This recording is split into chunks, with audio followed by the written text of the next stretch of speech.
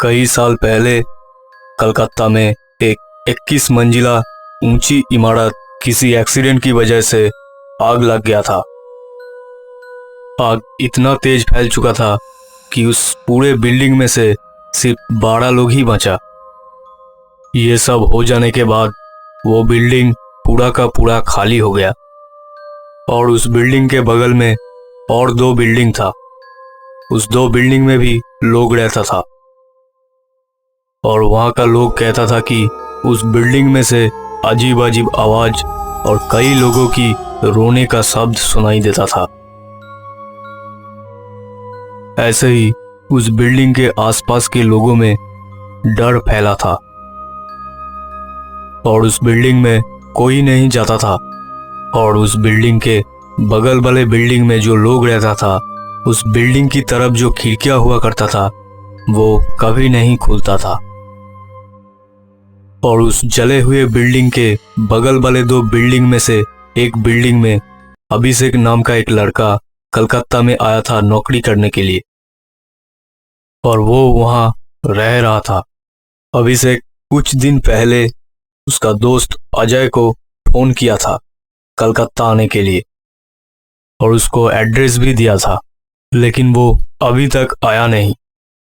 उसके बाद भी अभिषेक उसका दोस्त अजय को कई बार फोन किया था, लेकिन उसका फोन स्विच ऑफ था। एक दिन रात 9:30 बजे अभिषेक अजय को कॉल किया, लेकिन कुछ फायदा नहीं हुआ, उसका फोन स्विच ऑफ था। उसके बाद उसने सोचा शायद अजय नहीं आएगा। उसके बाद वो कुर्सी में बैठकर किताब पढ़ने लगा। पढ़ते पढ़ते रात के लगभग 11 बज गया। तब उसने देखा कि कोई उसके रूम का दरवाज़ा धकेल रहा है। तब उसने जाकर दरवाज़ा खोला और देखा कि उसका दोस्त अजय। उसके बाद वो दोनों रूम में बैठकर बात करने लगा। बात करते करते अजय अभिषेक को बोला, तूने वो खिड़की क्यों बंद करके रखा है? तब अभिषेक अजय को बोला कि उस तरफ एक बिल्डिंग है, तुझको जिस दिन फ़ोन किया था उसके 2 दिन बाद वो बिल्डिंग किसी एक्सीडेंट की वजह से जल गया था और उसमें बहुत लोग मर गया था और इस आसपास का सभी बिल्डिंग का लोग कहता है कि खिड़की खोलने के बाद उस तरफ कुछ डरावना सा चीज़ देखने को मिलता है। इसीलिए बगल में सभी बिल्डिंग का लोग खिड़कियां बंद करके रखता है। तब अजय मुस्कुरा कर कहा, तुझे ये सब विश्वास है? मुझे तो नहीं लगता कोई भूत होता है। तब अजय ने अभिषेक को बोला कि चल उस बिल्डिंग में घूम के आते हैं। तब अभिषेक बोला, नहीं भाई, कल सुबह जाऊंगा। तब अजय ने बोला, नहीं अभी जाएंगे इसी वक्त। तब अभिषेक बोला, तू इतना कह रहा है तो ठीक है, जाएंगे, लेकिन थोड़ी ही देर में वापस आ जाएंगे। उसके बाद अजय ने अभिषेक को बोला कि बाहर से 2 बियर का बोतल भी ले लेना। अभिषेक बोला ठीक है। उसके बाद उन दोनों ने उस बिल्डिंग में गया और चारों तरफ घूमने लगा।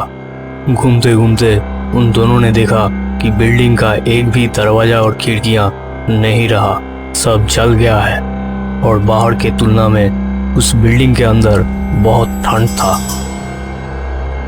उसके बाद उन दोनों ने एक रूम में घुसा और देखा कि वो रूम बहुत गर्म है। तब अभिषेक सोचने लगा कि बिल्डिंग जले हुए 1 हफ्ता हो चुका है, अभी भी ये रूम इतना गर्म क्यों है, लेकिन रूम के बाहर तो ठंड है। उसके बाद वो दोनों बिल्डिंग के एकदम ऊपर चला गया। छत पर जाके अजय ने बोला, ठीक है आज हम यहीं पर पार्टी करेंगे। तब अभिषेक ने बोला, नहीं भाई, ये जगह मुझे सही नहीं लग रहा, हमें यहाँ से जाना चाहिए। तब अजय ने अभिषेक को बोला, तुझे अभी भी डर लग रहा है? देख ऊपर से शहर का व्यू कितना अच्छा लग रहा है और तू जाने के लिए कह रहा है। इसी तरह उन दोनों के बीच बात होते होते करीब 11:15 बज गया था। तब उन दोनों ने छत में बैठकर बियर पीने लगा। उसके कुछ देर बाद छत के एक फटा हुआ पाइप में से पानी गिरने लगा। तब अभिषेक ने बोला कि इस बिल्डिंग का पानी सप्लाई तो बंद कर दिया है, फिर भी पानी कहाँ से आ रहा है। तब अजय ने देखा कि छत के एक साइड में एक औरत सफेद साड़ी पहनकर खड़ा है। अभिषेक जब उसकी तरफ देखा तो वो औरत एक दीवार में घुस गया। अभिषेक डरते हुए अजय को कहा, क्या तूने देखा वो औरत कैसे दीवार में घुस गया? फिर अजय ने बोला कि तेरा नशा हो गया है, वो औरत हवा खाने ऊपर आई थी। तब अभिषेक डरते हुए अजय को कहा कि यहाँ पर कोई नहीं आता है। ऐसे ही उन दोनों के बीच बात चल रहा था। फिर अचानक अभिषेक जब अजय के पीछे देखा तो उसका नशा छूट गया था। उसने देखा कि अजय के पीछे वो औरत चुपचाप खड़ा है। ये देखकर उन दोनों का स्थिति खराब हो चुका था। इसके बाद वो औरत उन दोनों के बीच में से छलांग मार के छत से नीचे कूद गया। ये देखकर अभिषेक ने कहा कि यहाँ पर हमें रहना ठीक नहीं है, यहाँ कुछ गड़बड़ है, हमें भागना चाहिए। इसके बाद अभिषेक जब भाग कर गया तो सीढ़ी का दरवाजा अचानक बंद हो गया। उसने जोर जोर से उस दरवाजा को खींचने की कोशिश किया। उसको ऐसा लग रहा था कि कोई अंदर से खींच कर रखा है। उसके बाद अभिषेक ने उस अपार्टमेंट का जो सिक्योरिटी था उसको फोन किया और जोर जोर से बोला कि हम जले हुए बिल्डिंग के छत पर है और दरवाजा अचानक बंद हो गया है, जल्दी आइए। ये बोलकर अभिषेक फोन काट दिया। उसके बाद करीब 15 मिनट हो चुका था, लेकिन सिक्योरिटी का कोई पता ही नहीं। अभिषेक फिर से सिक्योरिटी को फोन करने के लिए सोचा और जब कॉल करने गया उसी वक्त उसका फोन स्विच ऑफ हो गया और वो पीछे से अजय को फोन देने के लिए कहा। तब अजय पीछे से अपना फोन अभिषेक को दिया।